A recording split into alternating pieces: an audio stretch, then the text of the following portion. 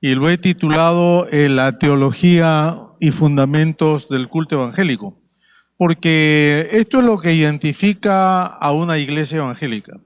En otras palabras, si alguna persona de acá de Puerto Viejo quiere saber qué es la Alianza Cristiana y Misionera Fuente de Paz, es muy posible que no vaya donde el pastor a preguntarle qué es la iglesia, cómo es la iglesia. Si en verdad tiene interés y deseo, esa persona lo que va a hacer es venir un domingo y entonces participar del culto.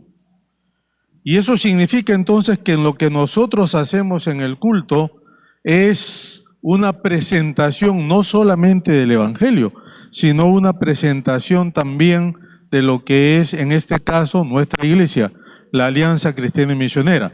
De allí que el culto es sumamente importante. El culto no es solamente tocar instrumentos, cantar y todo lo demás, sino que el culto tiene que ver con una proclamación, tiene que ver con un anuncio, tiene que ver con un mensaje, tiene que ver con todo lo que quizá la gente de afuera se está preguntando qué sucede aquí adentro. Mi intención en esta noche, él me pidió que divida en dos esta presentación y lo vamos a hacer así. Voy a tratar de exponer la primera parte que tiene que ver con la teología del culto. Muchos dirán, yo no vine a escuchar teología acá.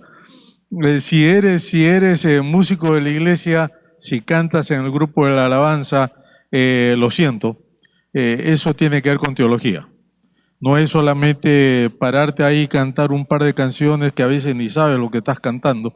Entonces, la teología es muy importante.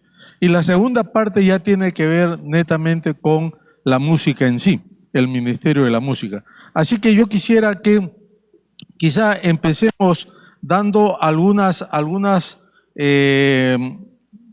pinceladas rápidas de lo que es el culto evangélico, de tal manera que todos podamos estar en una sola página. Para empezar, el culto evangélico es una celebración del evangelio. Es una celebración del evangelio. En otras palabras, no es un ritual. La misa católico romana es un ritual. ¿Por qué? Porque todos los domingos en la misa ocurre el sacrificio de lo que es la cruz, con la Eucaristía y la misma misa en sí. Es lo que se llama, ¿verdad? Es una a ver, lo voy a poner así. Es como volver a sacrificar al Señor cada domingo ahí en la mesa con la Eucaristía presente. Eso es un ritual. En la iglesia evangélica nosotros no hacemos eso. Hebreos dice claramente que el Señor ya murió una vez por los pecados, por lo tanto no necesitamos estar crucificándolo a cada rato. Y eso implica entonces que el culto es una celebración de las buenas nuevas, las buenas noticias del Evangelio. Y el Evangelio significa que el Señor vino, ¿no es cierto?, murió en expiación por nuestros pecados, resucitó y ahora entonces nos ofrece la salvación. Y ahí abajo está, es redención, porque la adoración se fundamenta en las buenas nuevas de Cristo. También es regocijo, porque la salvación produce una respuesta natural de acción de gracias, y es proclamación, porque celebramos mediante salmos, himnos y cantos espirituales lo que nosotros hemos hecho. Ahora miren, rápidamente para mi curiosidad, ¿cuántos de acá son miembros o cantan en la alabanza? 1, 2, 3, 4, 5, 6. Interesante, como que recién se acuerdan y van levantando la mano poco a poco. Ok. No, primero cantan, porque los instrumentistas es otro tipo de participantes. Muy bien. ¿Y los que tocan cuántos son? ¿O quiénes son? 1, 2. Bueno, algunos también cantan, pero no son muy diferentes a los que cantan. Gracias. Esto me da una idea más o menos del auditorio esta noche.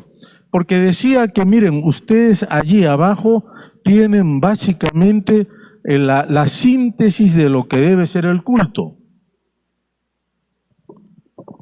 ¿Me siguen, verdad? ¿Sí? ¿Me siguen? Yo quiero que si tú eres parte de la alabanza o estás tocando algún instrumento, tú te preguntes a ti mismo si cada domingo que sales aquí a dirigir a la congregación, tú tienes en mente esos 3 propósitos. Yo sé que me van a decir no, porque nunca lo habían escuchado. Pero la idea es que justamente el culto es eso. Solamente que en los últimos 40 años ha habido una, no voy a decir evolución, porque evolución significa ir para arriba. Yo creo que ha habido una involución del culto evangélico. O sea que el culto evangélico, en lugar de ir para arriba, más bien ha venido bajando estrepitosamente. Y eso ha hecho de que en el día de hoy, en muchas iglesias, indudablemente la gente entra, viene al culto de una manera y sale de la misma forma, a veces hasta peor, pero no pasó nada con la persona. O sea, el culto para nada lo impactó. Si lloró, va a decir, no, el culto estuvo lindísimo, lloré mucho. Si el culto se compone de 3, 4, 5 cantos y esos 5 o 4 cantos son muy vivarachos, ¿verdad? De mucha, feliz, la alabanza fue magnífica, bla, bla, bla, bla. Pero cuando uno piensa si el culto tuvo esos componentes de abajo, quizás muchos van a salir diciendo, la verdad que yo no entendí nada de eso. No entendí nada de eso. ¿Y por qué decimos esto? Porque el culto tiene que ser una adoración cristocéntrica, donde Cristo está en medio. El Cristo es el Evangelio, es las buenas noticias. Y está compuesto el culto entonces por la mesa del Señor, que otra vez, ¿verdad?, recrea, proclama el centro de las buenas nuevas.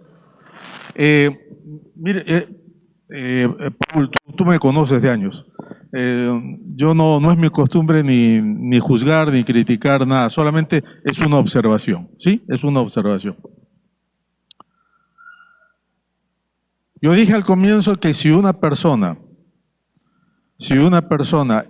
quiere saber qué es la Alianza Cristiana Misionera, qué hacen ahí adentro, quiénes son los que la conforman, etcétera, etcétera, etcétera, lo que esa persona, si es una persona en verdad honesta consigo mismo y está en serio buscando respuestas, va a venir y participar de un culto. Porque en el culto va a encontrar todo. Hace algunos años yo hice una práctica en la Ciudad de México bajo el pastor Rolando Gutiérrez Cortés. Un teólogo sistemático, un teólogo muy formado, un hombre ya mayor, una iglesia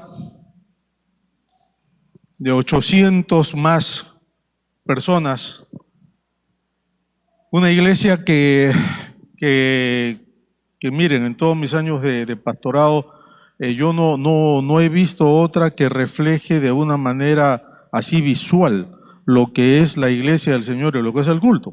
Porque para empezar, cuando uno entraba por las puertas al templo, claro, es un templo grande, como digo, capacidad para 800 personas, lo primero que tú veías aquí arriba no eran instrumentos, no era nada de eso.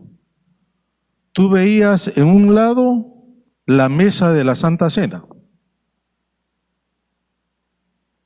En medio veías el bautisterio. Y en esta parte de acá, como está el púlpito acá, veías el púlpito.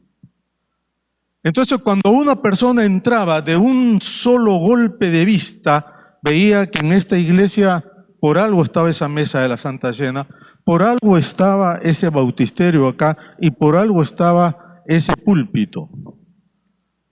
Yo he estudiado lo que se llama liturgia y todas esas cosas.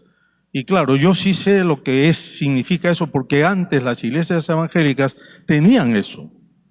Todas las iglesias, así como la iglesia católica tiene un púlpito arriba y tiene lo que se llama estos pedestales para leer la Biblia y tiene la mesa de la Eucaristía, en las iglesias evangélicas se consideraba que la mesa del Señor era el centro de la comunión con Cristo.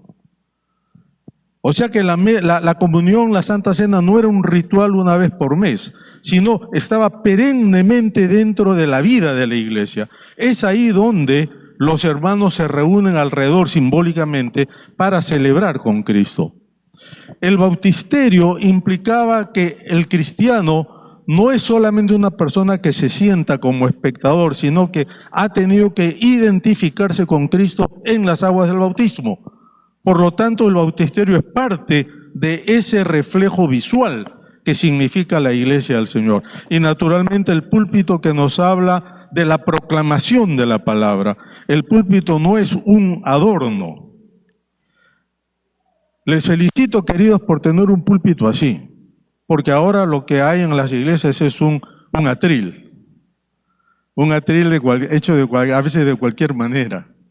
Por lo menos esto comunica que es algo más serio, porque esa es la intención cuando uno piensa que la iglesia entonces no es solamente un local donde tú te reúnes a cantar y a danzar, sino que la iglesia tiene un local que es el templo, que dicho sea de paso, es la habitación de Dios, porque donde hay más de 2 o 3 personas reunidas en el nombre del Señor, ¿quién está allí? A ver, otra vez. Donde hay 2 o más reunidos en el nombre del Señor, ¿quién está presente ahí? Parece que no me escuchan o están inseguros. Queridos, donde hay 2 o más reunidos en el nombre del Señor, ¿quién está presente ahí? El Señor. Eso dice la palabra. He aquí yo estoy, ¿no es cierto? Donde hay 2 o más presentes reunidos en mi nombre, yo estoy en medio de ellos. Y el culto entonces es el lugar donde Dios se goza con su pueblo. Si tú te pusieras a pensar un domingo a la mañana que el que está a tu lado no es un hermano o una hermana sentado contigo, sino es el propio Señor quien está sentado contigo, ¿cómo te comportarías?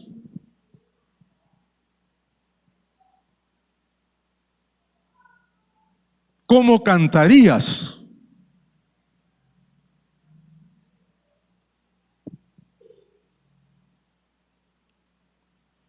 Creo que esa es la mejor prueba para darnos cuenta si cuando nosotros participamos del culto somos conscientes que Dios está presente ahí en medio.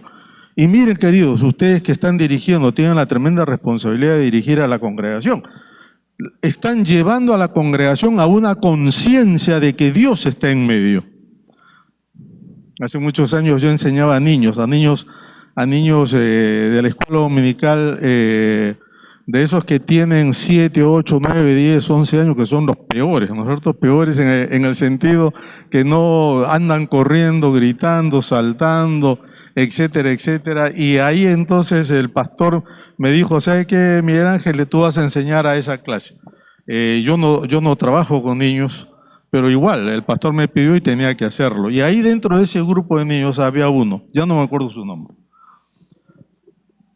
Pero inmediatamente me di cuenta que era, entre comillas, el macho alfa, ¿no?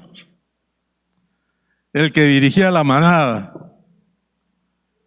Un chico hermoso, muy inteligente, pero era en verdad una fiera. Y todos los domingos algo tenía que hacer este muchachito, y yo no sabía controlarlo. Un domingo yo estaba hablando justamente de esto, de que el Señor Jesús está en medio nuestro, en las clases, en la iglesia, con la intención de tratar de meter en la cabecita de estos niños el respeto por las cosas de Dios. Y entonces yo estaba hablando y este muchachito que está sentado en su silla, ¿verdad? Lo que hace es, él está sentado así, y conforme yo voy hablando y lo voy mirando, él se va corriendo así. Hasta que de pronto se queda en la mitad de la silla, dejando la otra mitad libre. Y me miraba Y yo digo, ¿qué está tramando? Ahora, ¿en qué me va a hacer caer este chico? Yo andaba honestamente hasta nervioso. Y él me ganó. Porque llegó un momento en que le dije, por decirle, si se llamaba Juan, Juanito, por favor, siéntate bien. Y me dice, no puedo, Miguel Ángel. Yo, ¿cómo que no puedes sentarte bien? No, no puedo, me dice. Yo le digo, siéntate bien, te vas a caer. Y me dice, no puedo. Tú has dicho que Jesús está aquí en medio nuestro y en este pedacito está sentado Jesús.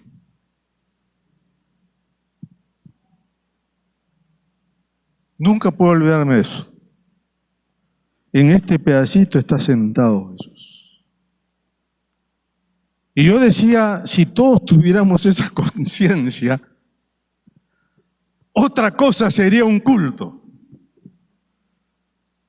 Y miren ustedes, hermanos, que la seriedad de todo esto nos está hablando a nosotros, que entonces los sermones tienen su parte, así como la mesa del Señor, pero también la música tiene su parte, porque los cánticos traen, ¿verdad?, acción de gracias, celebración por la obra que Cristo ha hecho. De allí que no podemos cantar cualquier cosa.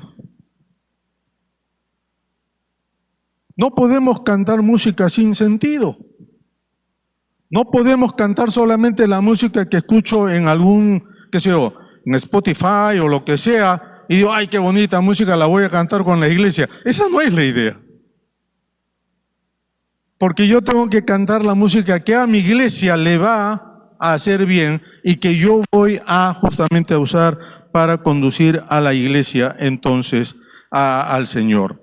Porque el objetivo del culto es la madurez en Cristo, no es que la gente salga contenta de la iglesia. El objetivo central es justamente honrar, celebrar la salvación, caminar con la iglesia, ayudar a que la iglesia camine a una transformación continua, participación constante en la adoración participativa, para llegar entonces a la madurez, que es el objetivo final, ¿no es cierto?, llegar a ser como Cristo en carácter, actitudes, valores y relaciones. Es por medio de tal transformación personal que la iglesia se convierte entonces en sal y luz del mundo. O sea que hay un objetivo, hay una ruta, hay un camino que todos los que estamos metidos en este ministerio de la música deberíamos ser entonces conscientes. Aquí, ¿a quién adoramos? Adoramos entonces, y esto no debemos perder de vista, adoramos a un Dios que anhela revelarse y darse a conocer. No adoramos a un Dios que está muerto o está fuera o está vaya a saber dónde. Adoramos a un Dios que le gusta darse a conocer. En la teología se hablan de 4 verdades fundamentales de la revelación de Dios. La primera es que Dios es conocible. En otras palabras, si tú buscas a Dios, vas a llegar a conocerlo. A diferencia de los hindúes que tienen, ¿qué?, 5.000, 6.000 dioses, y nunca ellos pueden llegar a conocer a ninguno de esos dioses. El Dios de la Biblia quiere que la gente lo conozca, ¿verdad? Dios no es un misterio distante o inalcanzable, no es un Dios esotérico, en otras palabras. 2, Dios no solamente es conocible, sino que Dios quiere ser conocido, y esta es la parte más bonita. No es que Dios se esconde, sino que Dios tiene una voluntad activa de relacionarse con nosotros los seres humanos. Esto tampoco no hay en otras religiones. 3, Dios se deleita en ser conocido. O sea, miren, no es solamente conocible, no solamente quiere ser conocido, sino que se deleita en que la gente lo conozca. encuentra gozo profundo en nuestra comunión con Él. Y por último, Dios constantemente se sigue dando a conocer. Es un proceso constante, presente, no solamente un evento histórico. Ahora, esto de acá yo quisiera que ustedes lo memoricen, que ustedes lo guarden en su corazón. Porque cada vez que están parados ahí adelante dirigiendo a la congregación, a la adoración a Dios, ustedes tienen que entender esto, hermanos, que están prácticamente nuevamente mostrando la revelación de Dios. Dios es conocible, Dios quiere ser conocido, Dios se deleita en ser conocido y Dios se está dando a conocer. ¿Amén, hermanos? ¿Amén? Ok.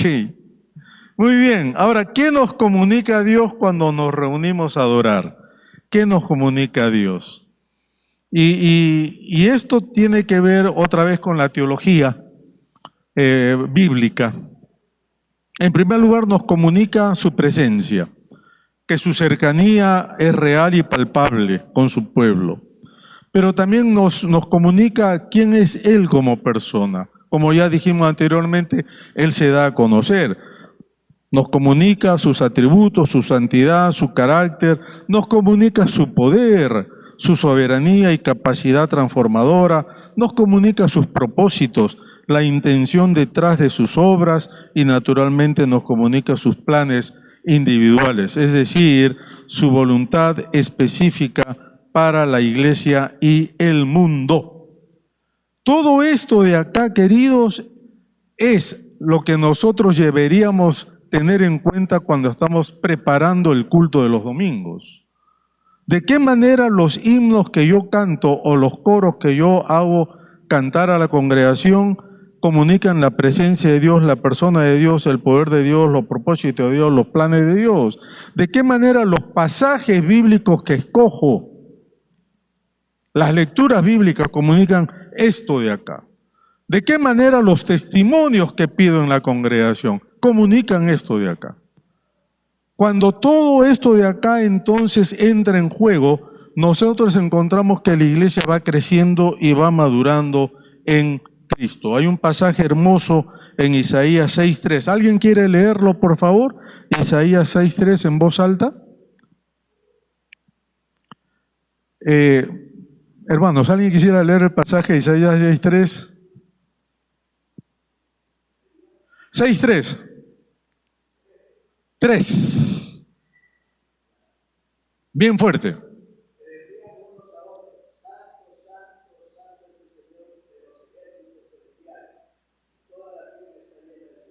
Eso es. Si leemos los versículos anteriores, y especialmente el capítulo anterior, vamos a dar cuenta que esta es la experiencia del profeta Isaías. El profeta Isaías estaba en una situación totalmente de ¿cómo llamaríamos? Una experiencia única en su vida. Él no había tenido jamás una experiencia como esta. Isaías estaba en el templo de Dios. Nos dice el versículo 1 del capítulo 6 que el rey Usías había muerto. Y claro, no estoy predicando, entonces no puedo entrar en detalles porque nos llevaría todo el tiempo, pero nos dice que Isaías estaba entonces dentro del templo alabando a Dios, estaba dentro del templo justamente esperando que Dios se revele a él. Isaías tiene una visión extática, Isaías tiene una visión que si a nosotros tuviéramos la misma visión, seguro que nos asustaríamos sobremanera, porque él ve querubines volando. Él ve querubines, seres celestiales volando.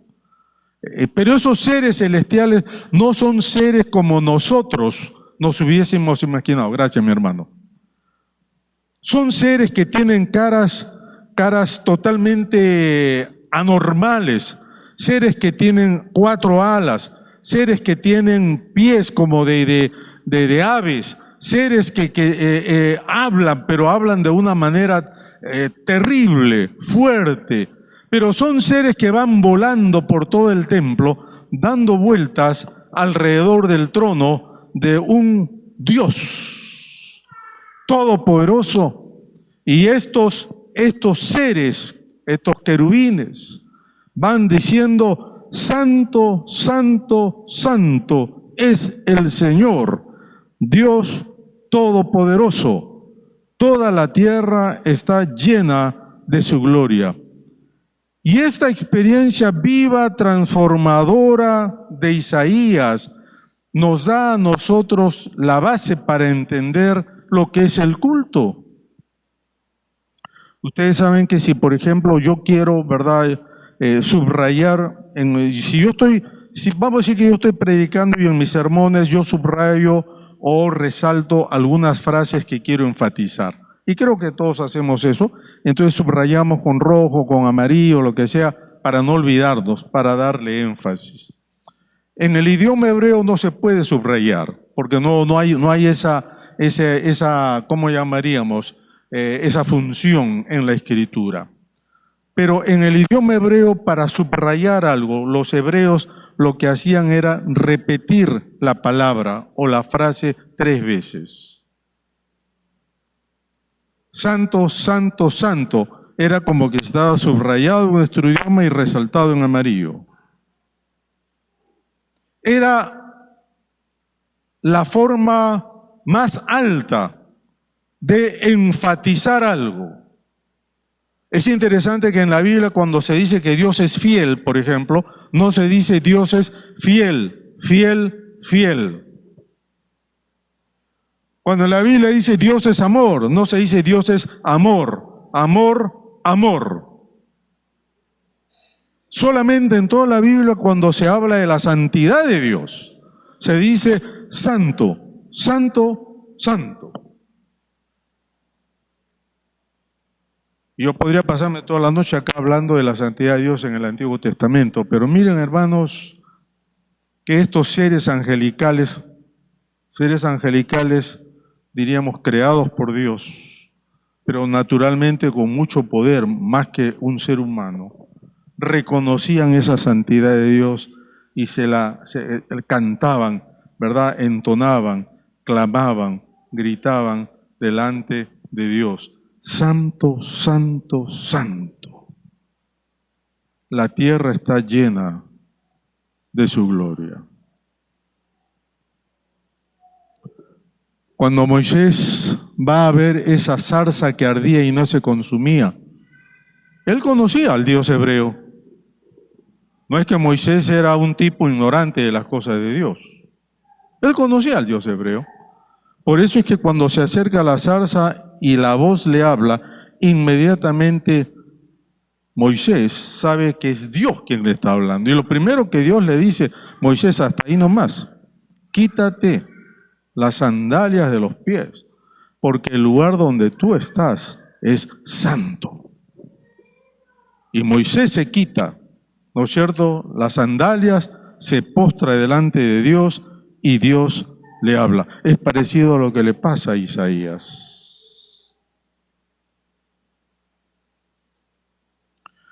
A veces nosotros nos acercamos al culto de adoración, hermanos, con zapatos sucios. Ni reconocemos la santidad. Sacarse las sandalias, los zapatos en el tiempo de los hebreos era señal de respeto y señal de que estabas delante de una autoridad.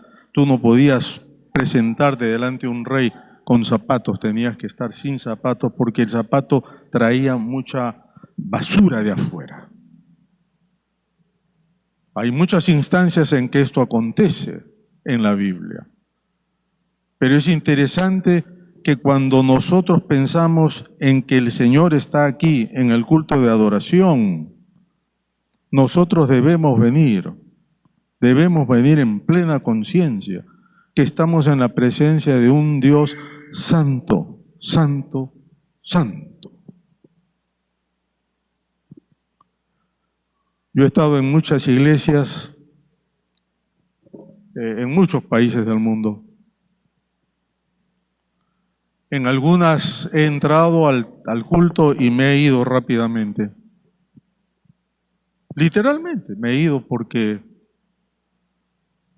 Mi espíritu rechazaba lo que ahí adentro estaba pasando. En otras me he deleitado en el culto. Pero en la gran mayoría de veces lo que se nota es un tipo de ignorancia de quién está en el templo y a quién nosotros estamos adorando. A mí personalmente, tal vez a ti no, pero a mí personalmente me molesta cuando yo veo en el culto que hay hermanos o hermanas tomando cafecito, ¿verdad? Como si fuera un cine. Tú has venido a adorar a Dios. O que están conversando, o que están con el teléfono. Eso es una falta no solamente de respeto, pero de conciencia de quién es Dios. Y por eso que Isaías 6 nos llama a una experiencia viva y transformadora, y el culto entonces debe ser así. Esta iglesia que yo les conté de la Ciudad de México, del pastor Rolando Gutiérrez Cortés, él tenía una ¿cómo llamaríamos? Un aviso ahí a la entrada de la puerta del culto. En este momento, él era un hombre muy único, por ponerlo de alguna manera. Él decía, tú vas a entrar al templo e imagínate que estás entrando a un quirófano donde un neurocirujano está operando el cerebro de una persona. Cualquier ruido que hagas, que tú te levantes para ir al baño o estés conversando, interrumpes al cirujano y el cirujano puede entonces cometer un error. Antes de entrar al templo, asegúrate que no tienes ninguna otra necesidad. Y él decía algo, este culto dura 1 hora y media. Yo jamás había estado en una iglesia que el pastor anunciaba una cosa así. Y Rolando predicaba 1 hora y media y hasta más.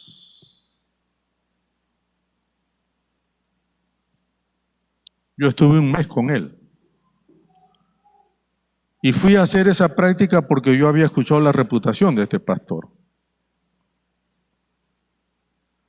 Lo curioso de esto, hermanos, es que ese templo estaba lleno 15 minutos antes de la hora de empezar el culto, porque él empezaba 10 de la mañana en punto.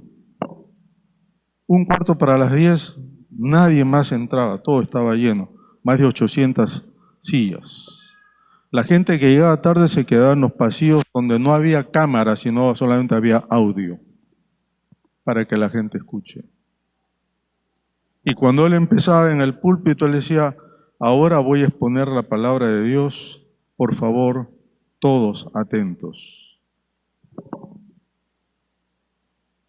Él formó toda una generación de discípulos bajo esa, diríamos, óptica. Él abrió como 8 o 10 iglesias en los 30 años de pastorado que tuvo en esa iglesia. Y él fue una de las personas más, diríamos, reconocidas en la Ciudad de México en el sentido de ser una persona sólida en la presentación del Evangelio, ¿verdad? Él nunca hacía invitación evangelística. Por eso digo, hermanos, que el poder del culto es impresionante, porque yo todas las semanas que estuve ahí le digo, don Rolando, yo nunca te vi hacer invitación como hacemos todos nosotros los pastores. ¿Cómo así la gente se ha convertido acá? Me dice, pero ¿cómo se han convertido? Ellos han venido al culto, han escuchado la palabra y la palabra les habla. Porque él terminaba de predicar y él decía, si tú has venido por primera vez y Dios te habló, ahora quédate sentado donde estás, que un anciano va a venir y se va a sentar a tu lado y va a hacer una oración contigo. Se acabó. Inmediatamente ya la gente sabía, todos los hermanos rápidamente desocupaban el lugar y tú veías 10, 15, 20, 30 sentados en todo el auditorio. Inmediatamente los diáconos venían, se sentaban al lado y los guiaban al Señor. De esa manera él hizo crecer su iglesia y de esa manera abrió como 8 o 10 iglesias en el DC, en México, ¿no? En la capital federal. Es que el culto de por sí transforma, cambia, habla. porque Dios se da a conocer. Ahora, ¿cuál es la naturaleza entonces de la adoración verdadera? Dios inicia el encuentro. Es la palabra que alimenta, que habla. Dios se revela, esa es la acción divina. Dios comunica su gloria y santidad. La respuesta del ser humano es entonces la recepción atenta y reverente al mensaje que Dios está comunicando. Y el creyente responde en una participación activa mediante la adoración. Es una respuesta integral. Es un modelo bíblico que abraza todas las dimensiones del corazón humano. La adoración y la alabanza, la contrición y confesión, la sumisión y dedicación, y naturalmente la súplica y petición. Uno de los elementos que en nuestros cultos casi se ha eliminado, ya casi se ha eliminado por completo, es justamente el segundo, la contrición y confesión. Hubo un tiempo en que en las iglesias evangélicas todos los domingos había tal cosa como confesión comunitaria de pecados. El pueblo venía adelante trayendo sus cargas y sus pecados delante de Dios, y el pastor entonces hacía una oración de confesión de pecados comunitaria. La gente se arrodillaba y de esa manera entonces la gente mostraba sumisión y dedicación, y mucha gente obviamente se convertía a Cristo solamente en ese momento de confesión de pecados. Eso ya no lo vemos. Pero lo otro que no vemos tampoco, queridos, es, ¿verdad?, que la congregación participa como un gran coro que alaba y dialoga con Dios. La adoración es un evento participativo, no un espectáculo. Una vez me invitaron a predicar en una iglesia en la ciudad de Nueva York, una iglesia que no es de la Alianza. Esas iglesias tipo catedrales, ¿verdad? Inclusive tuve que ponerme una toga y todo lo demás por respeto a la denominación. Lo bonito de esa experiencia fue que el culto empezó con el desfile del coro. El pastor se levantó, hizo la invocación desde el púlpito, y en eso el coro entonces entró por la parte de atrás cantando entonces la doxología. Impresionante, a voces. Y rápidamente se ubicó al frente y luego empezaron los himnos. La congregación cantaba una estrofa y el coro le respondía. En algunas estrofas ambos se juntaban y claro, el que dirigía el culto era un músico profesional, un director de coro. Después me enteré que hacía todo eso. A la hora de la confesión de pecados, el coro entonces cantaba himnos de justamente arrepentimiento. Y la congregación respondía a la invitación del coro. Y luego que se terminó entonces toda esa parte y vino la predicación, el coro introdujo al pastor con otro himno. Y eso era de todos los domingos, hermanos. Eso era de todos los domingos.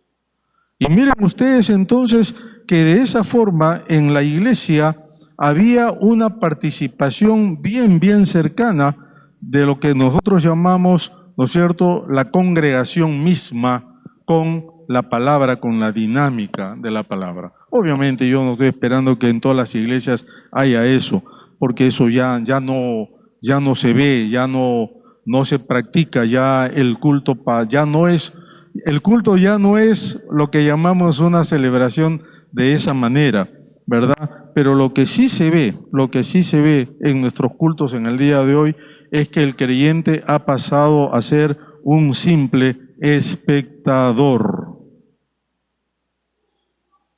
El creyente se sienta para ver qué va a pasar acá arriba. Lo que debería hacer es que el creyente sea un actor. En otras palabras, así como este coro, conformado por los creyentes de la iglesia, son los que participan. Porque de esa manera se garantiza que los creyentes respondan continuamente a las palabras, ¿verdad?, y acciones del Señor. El fruto de la adoración, para ir terminando, es de la madurez interna al impacto eterno, es decir, la gran comisión. Y aunque nos suene raro, el culto ya de por sí es parte de lo que nosotros llamamos la gran comisión. ¿Por qué? Porque es un testimonio local, impacta a la comunidad inmediata, desarrolla los dones, edifica el cuerpo de Cristo y naturalmente está en cumplimiento de Hechos 1, que es anunciar el Evangelio a otros. El culto dominical entonces cumple esas tres funciones si nosotros podemos entenderlo bien. Y esto es lo último, quizá manera de resumen. El centro del culto siempre tiene que ser Cristo. El propósito del culto tiene que ser la madurez en Cristo. El objetivo del culto es dar a conocer a la gente, a la congregación, la revelación divina, y naturalmente el método del culto debe llevar a los creyentes a una experiencia personal con el Señor. Esto para mí es lo que sería una adoración bíblica y gozosa, que todos estamos invitados a trabajar. El culto hay que trabajarlo, ¿no? El culto hay que, si se quiere así, cada día ir añadiendo elementos, factores, para que llegue a ser una experiencia donde todos lo disfrutemos como no hemos disfrutado quizá antes. ¿Hay preguntas, comentarios? Aquí yo termino la primera parte. ¿Hay algún comentario, pregunta que quieran hacer?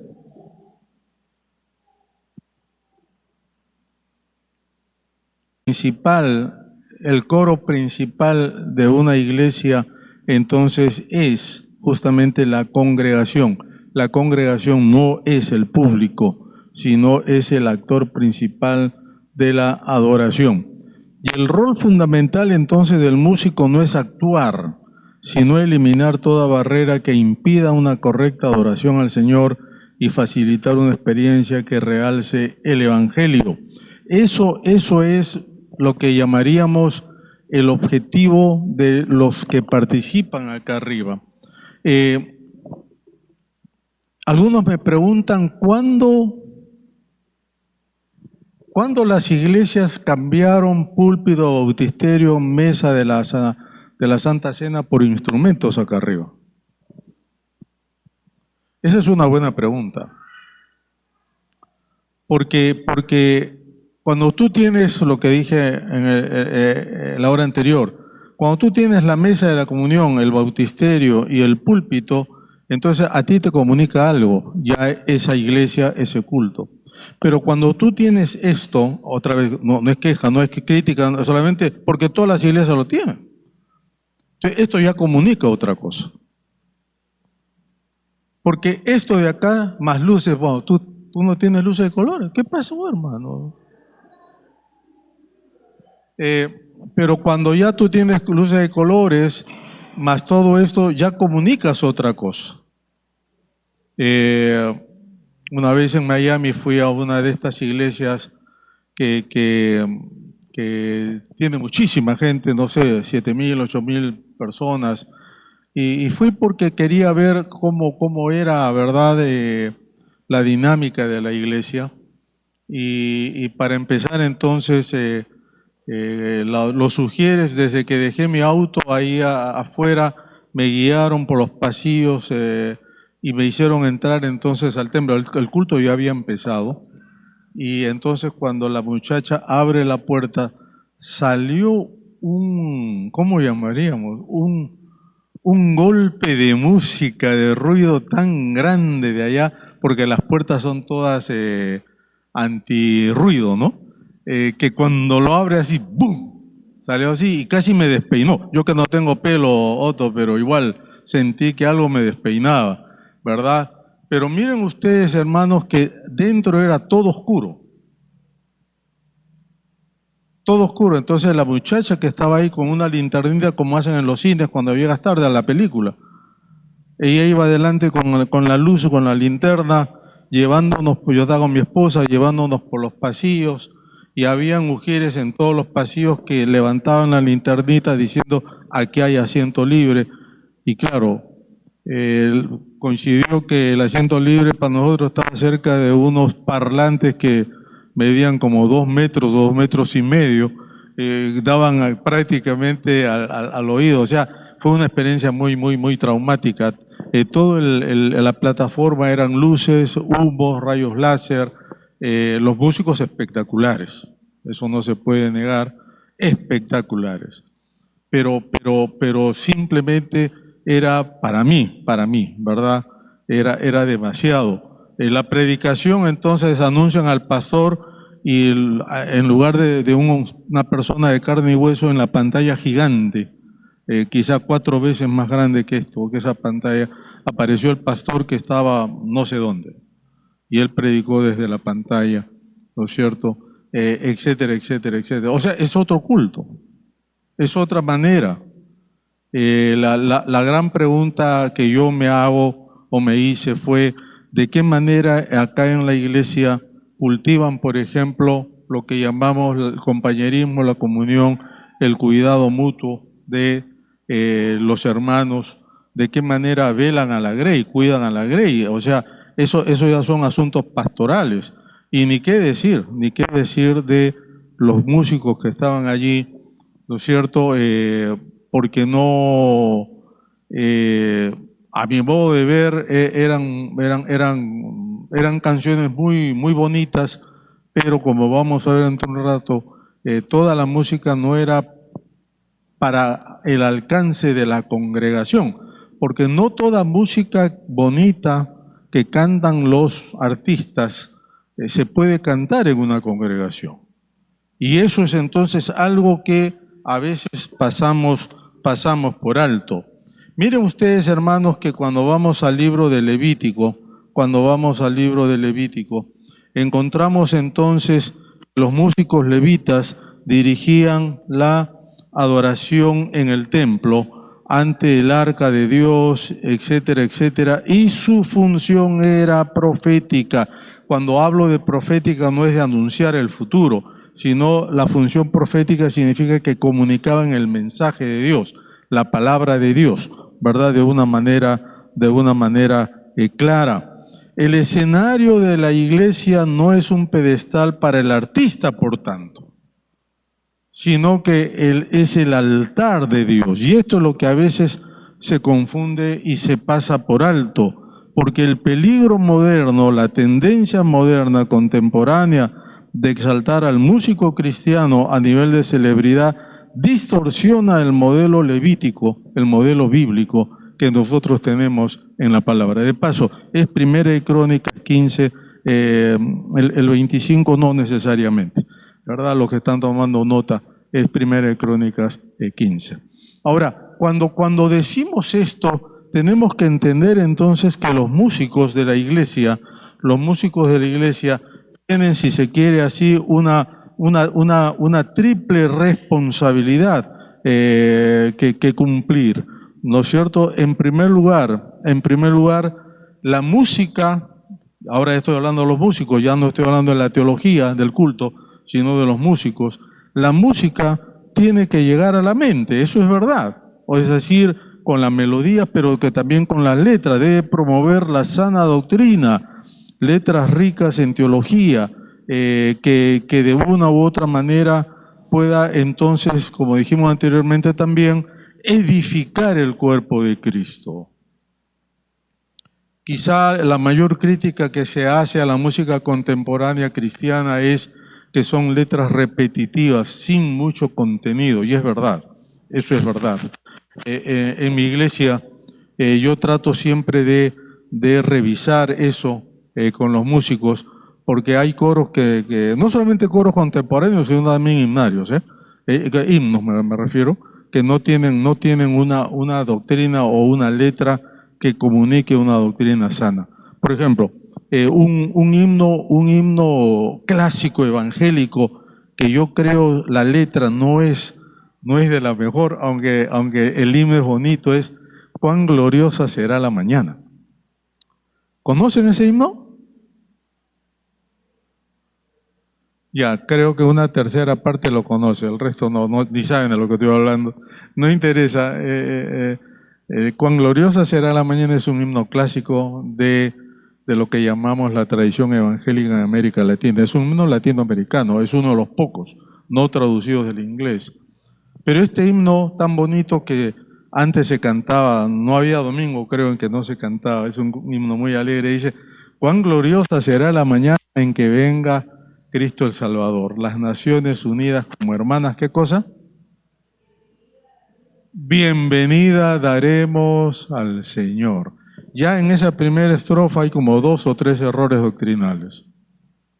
No sabemos, no estamos ciertos que Cristo vendrá en la mañana. La Biblia no lo dice. Puede venir en la noche, puede venir en la tarde, pero no en la mañana.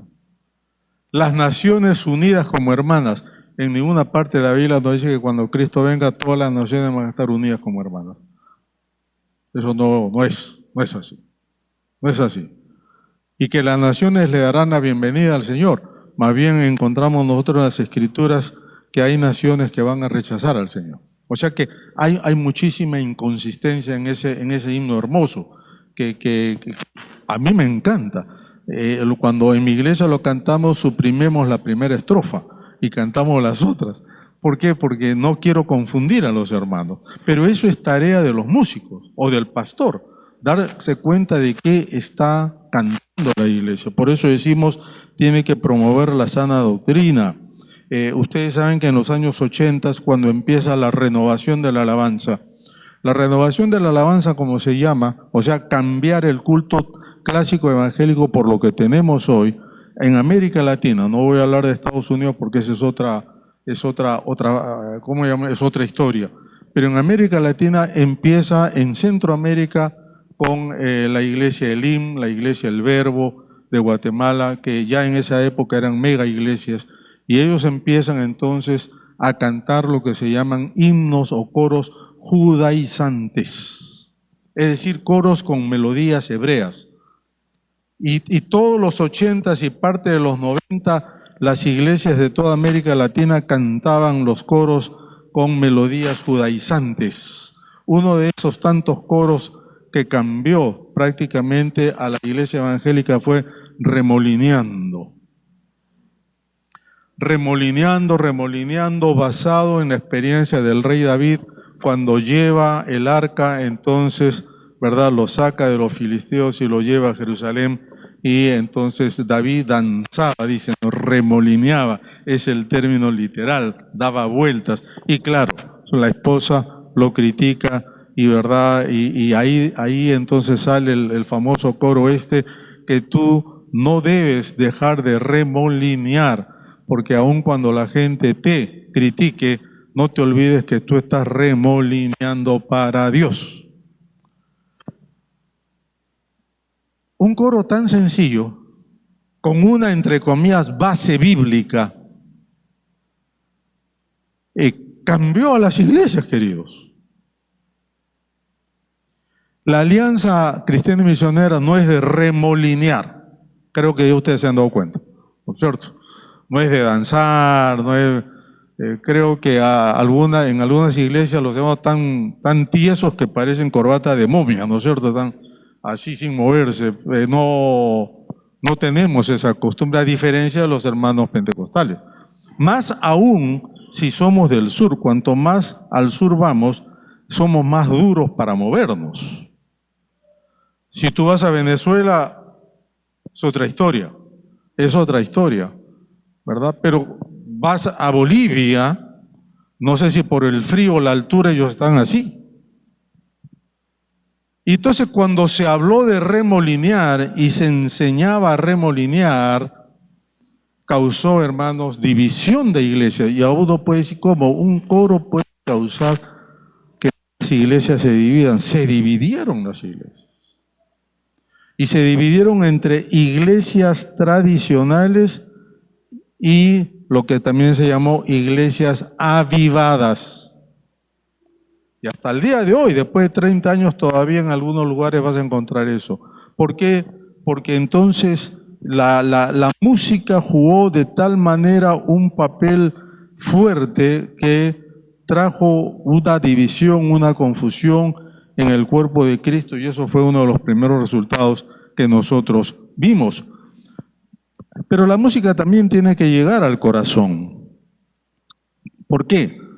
Porque tenemos que dar la gloria a Dios, pero de corazón, agradecer a Dios de corazón, no solamente porque estamos obligados a ello, pero asimismo también la música debe llegar a la voluntad. Yo puse manos, ¿verdad?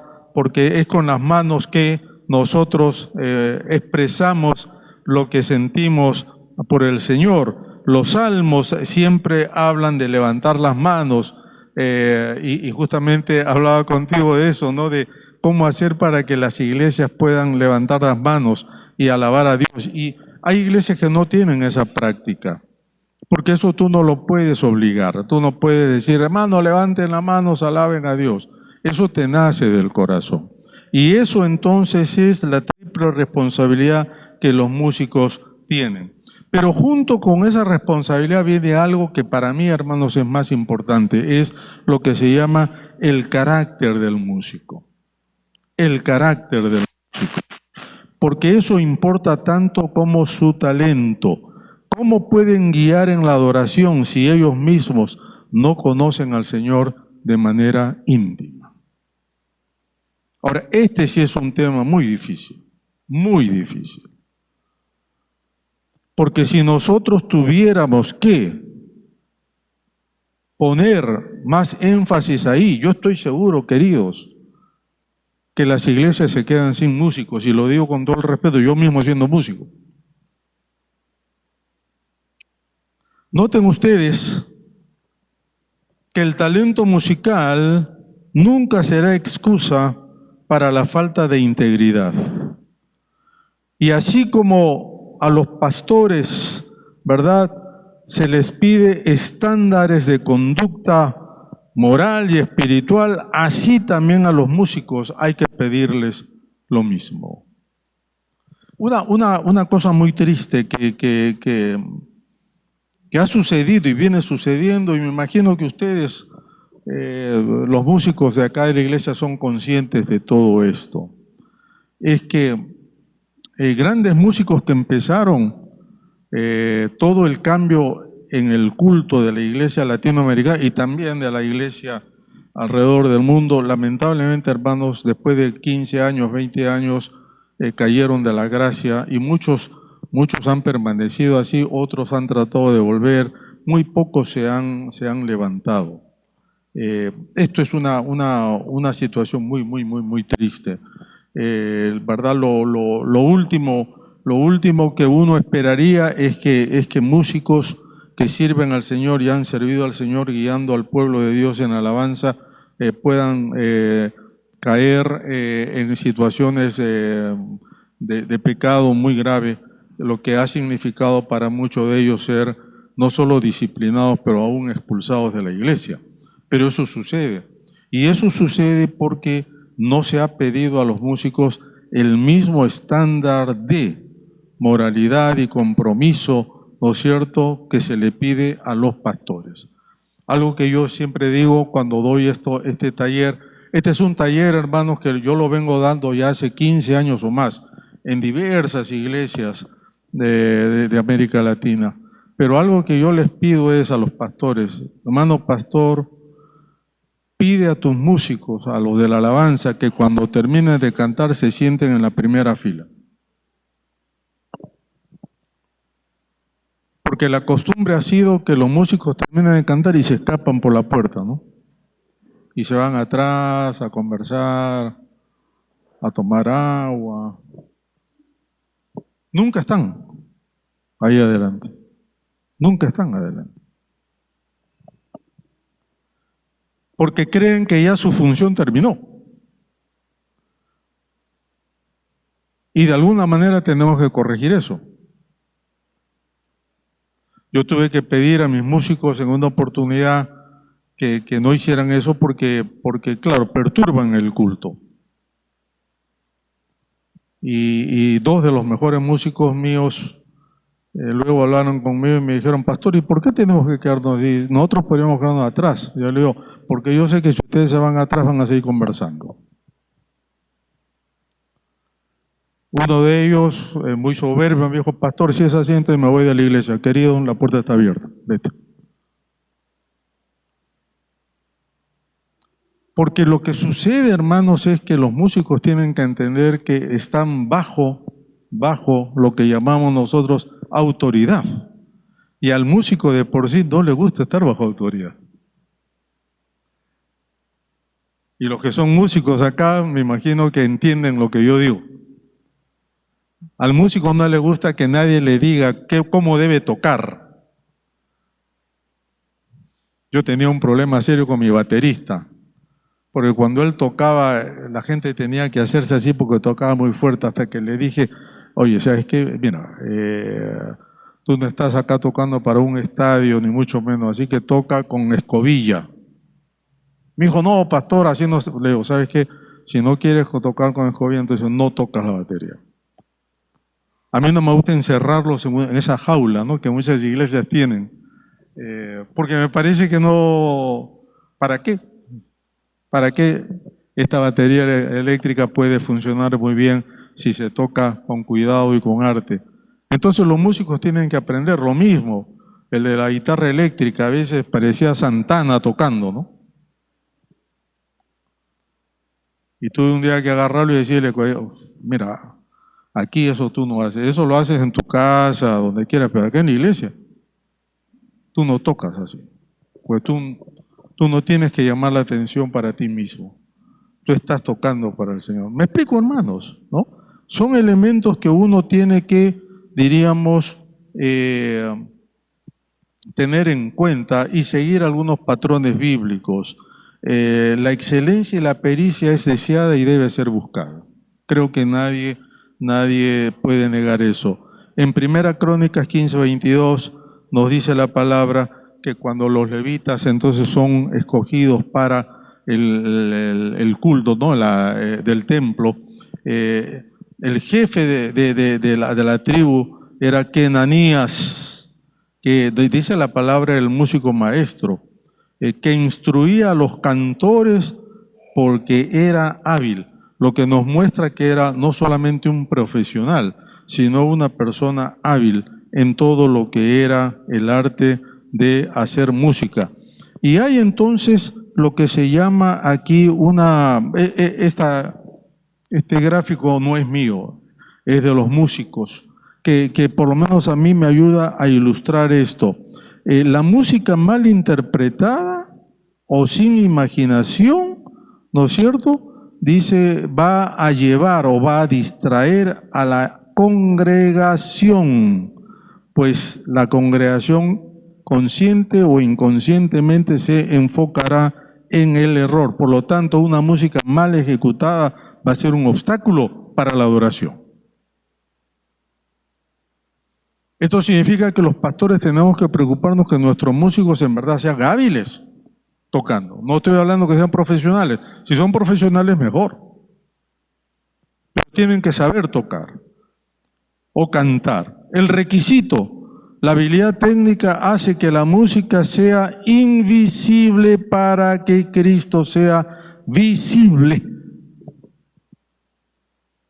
Yo estudié canto con un profesor argentino que nos enseñó no solo a cantar, sino nos enseñó lo que es esto. Y cantábamos madrigales. Para los que saben, los madrigales es esa música clásica que se canta a 8 voces, a 10 voces, etcétera, etcétera. Música antigua. Y la única manera de aprender esa música y ensayar antes de dar un concierto era que el profesor Voth no solamente nos hacía memorizar las líneas, sino que nos ponía de espaldas unos contra otros. Y entonces ponía el ritmo y luego que él cantaba, 1, 2, 3, ya, todos cantábamos y teníamos que cantar haciendo armonía sin mirarnos. Pero eso no era todo. sino que en cualquier momento él interrumpía, y era un hombre bastante enérgico, él interrumpía y decía: yo estoy escuchando la voz de Miguel Ángel que sobresale. En un cuarteto, en un octeto, ninguna voz debe sobresalir, porque eso molesta, eso distrae. Cuarteto, octeto significa que todos cantan como si fuera una sola voz. Otra vez.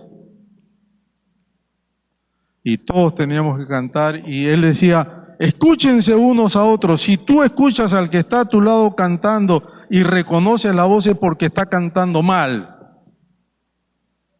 Querido, yo creo que cuando nosotros entendemos que estamos alabando, tocando y cantando para Dios, tenemos que ser conscientes que nuestra pericia, nuestra habilidad, nuestra destreza no debe sobresalir al punto que la iglesia diga: ah, mira, qué bonito que tocó la guitarra, qué bonito que tocó el bajo, sino que todos deban decir: gracias a Dios por los talentos que el Señor le ha dado a este grupo. ¿Me explico, hermanos? ¿Sí? Pero algo más, algo más. La música, la buena música de la iglesia implica planificación. No debe ser un fondo genérico para rellenar espacios en el culto. Hay una necesidad absoluta de integración y coordinación temática. La gran mayoría de las decisiones de adoración deben fluir del texto del sermón. Yo sé que para nosotros los pastores eso ya es un problema.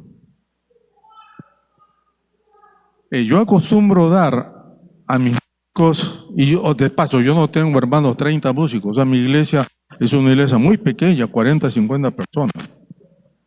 O sea que no, la iglesia que ahora pastoreo. Yo tengo solamente 5 músicos, nada más. Pero el día martes, miércoles a más tardar, yo les doy a ellos el tema de mi sermón y mi sermón escrito. Claro, esa es una práctica mía. Yo escribo mis sermones, letra, palabra por palabra. Esa es una cosa que yo aprendí, que yo practiqué y sigo practicando hasta el día de hoy. Entonces, el grupo de alabanza sabe de lo que voy a practicar, y si quieren, yo no sé, nunca les he preguntado si leen mi sermón o no, ahí lo tienen. Y luego yo escojo un himno que vaya con ese sermón o un coro contemporáneo, y yo les digo: miren, este coro puede ir con mi sermón, ahora ustedes escojan el resto. Y de esa manera entonces tratamos lo que dice acá, que haya, ¿no es cierto?, una armonía entre lo que se va a predicar y lo que se va a cantar. Y eso ayuda mucho también a fijar el tema de la predicación del sermón en la gente. Y hay un diseño, hermanos, para el canto, porque como dije al comienzo, no toda música grabada por artistas cristianos sirve para el culto dominical. Miren ustedes que la música para solistas o para bandas, el registro vocal es alto, extenso, diseñado para voces o para instrumentos profesionales. La música congregacional es de rango medio, accesible para el creyente común, sin preparación musical. La melodía para solistas y bandas es compleja, llena de inflexiones, tonos y semitonos. Para la congregación debe ser clara, predecible y fácil de aprender. El enfoque para los solistas es centrado en la experiencia rítmica, ¿verdad? Y el intérprete. El enfoque está en los músicos, no en la adoración necesariamente. Para la congregación está centrada en la congregación donde se cantan verdades con fuerte contenido doctrinal. Hay mucha música bonita, pero que tiene demasiadas inflexiones o ritmos, ¿verdad? Como se dice, asincopados, que no van en el momento que el oído naturalmente pudiera percibir. Y lo que sucede es que las congregaciones no pueden cantarlo o van muy alto. Para ustedes los músicos conocen, el rango de una congregación va de un do central a un do agudo. en la primera escala. Para un cantante profesional puede ir de un la abajo hasta un mi sobreagudo. Eso la congregación, muy pocos en la congregación podrían cantar eso. Muchos de estos coros contemporáneos están escritos así. Y entonces la congregación, uno, no puede cantarlo bien, dos, no puede memorizarlo, y tres, lo cantan mal. Y cuando eso sucede, entonces es una lástima, porque se perdió algo que pudo haber sido mucho mejor. De ahí es que la responsabilidad del músico cristiano es no solamente escoger la música que a mí me gusta, sino la música que tiene un buen mensaje y que puede ser cantada entonces por la congregación. Un aspecto más y ya con esto voy acabando, hermanos. La música en la iglesia tiene que tener variedad y solemnidad. Miren ustedes, cultos festivos todos los domingos pueden hacernos olvidar que la vida cristiana incluye triunfos y derrotas, risa y duelo. Yo tenía a alguien en mi iglesia, una muchacha que yo sabía cuando estaba deprimida, porque todos los coros que cantábamos ese domingo eran lentos, eran melodiosos, eran, qué sé yo, esos coros que medio que te hacen dormir, y yo sabía que algo le estaba pasando, porque eso es lo que ella expresaba, ¿verdad?, a través de la música. Y hemos tenido que trabajar en eso. Hay coros, hay cánticos de celebración, de júbilo, pero también hay coros solemnes, ¿no es cierto?, que expresan reverencia, expresan silencio inclusive, y nosotros tenemos que prestar atención también a ellos. Esto más o menos serían los parámetros prácticos para los músicos. La preparación es importante. Y miren, hermanos, que cuando hablo de preparación, hablo de la devoción personal. O sea, tú tienes que cultivar tu vida espiritual. Y también estudiar naturalmente las piezas que se van a tocar el domingo. Pero también deben aprender música nueva constantemente. Esto no significa estar cambiando cada domingo. Un fenómeno que ha pasado en los últimos 30, 40 años es que los hermanos de las congregaciones conocen pocos coros contemporáneos de memoria. ¿Por qué? Porque tenemos la ayuda de esto. Y entonces en la iglesia, si no se pasa el PowerPoint con la música, los hermanos no pueden cantar. Pero si esa canción se cantan solamente 5, 6, 7 veces, la iglesia no la memoriza porque no lo tiene escrito, como si fuera un himnario. Por lo tanto, hay que estar cambiando música a cada rato. Y eso tiene un valor negativo, voy a ponerlo de esa manera. Porque la música, hermanos, debe llevarte a ti a usarla en los momentos que tú vives como cristiano en tu vida diaria. Si estás pasando por una batalla espiritual, necesitas el apoyo de Dios, necesitas la confianza de Dios. No solamente está la palabra, sino también deben estar los coros, los himnos, que te ayuden a salir de eso. Ese hábito se ha perdido. ¿Por qué? Porque los hermanos no conocen los coros, no conocen la música que cantamos, y estamos perdiendo entonces una gran herencia musical. Pero también tiene que haber ensayo, y el ensayo tiene que ser obviamente antes del domingo, y es ahí donde también se producen muchas dificultades, pero el que dirige el grupo musical debe tenerlo en cuenta. También tiene que haber un servicio técnico, porque ahora ya con estos aparatos modernos, más todos los equipos de sonido, ya es mucho más complejo. Antes era más fácil, había un piano y se acabó. Había una guitarra criolla y se acabó. Ahora con todo esto, si alguien no está velando desde arriba, no pasa nada, no funciona. Entonces hay que tener todo eso en cuenta. y también entonces la participación activa, pero esto ya lo dije, ¿verdad? Que los músicos deben sentarse y participar del culto escuchando entonces todo el sermón. La adoración congregacional entonces debe incluir el corazón, ¿no es cierto? El carácter, integridad, la vida santa, el arte de cantar, de adorar a Dios con gusto, como se llama, hermanos, con pericia, para servir a otros, facilitando el enfoque de la iglesia en un servicio desinteresado, donde Cristo sea exaltado. Podríamos hablar más, pero ya es las 9, ya me dio las 9 y ya tenemos que acabar acá. Quiero saber si tal vez algún comentario o alguna pregunta que podrían tener. Este sería el momento, hermanos. Sí. ¿Cómo? ¿Cuándo vuelvo? Cuando el pastor Paul me invite. ¿Alguna pregunta, hermanos? ¿Algún comentario? Sí.